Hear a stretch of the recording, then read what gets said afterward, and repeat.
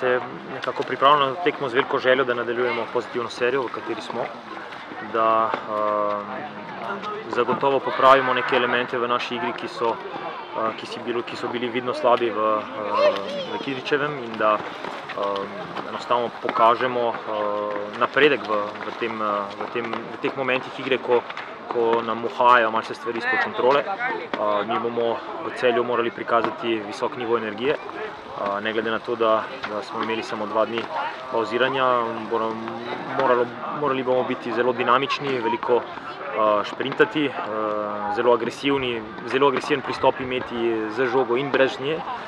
In ko bomo sestavili te elemente, potem seveda lahko upamo, da bomo nadaljevali to serijo zmag. Zagotovo je prvo iskanje, zakaj se je dogajalo to, kar se je dogajalo v tem drugem polčasu. Pustimo zdaj na strani to, kar smo dobrega naredili, to sami vemo in tudi igralci hitro to dojamejo. Moramo biti pa dovolj kritični do nekih situacij, da se pač učimo iz njih.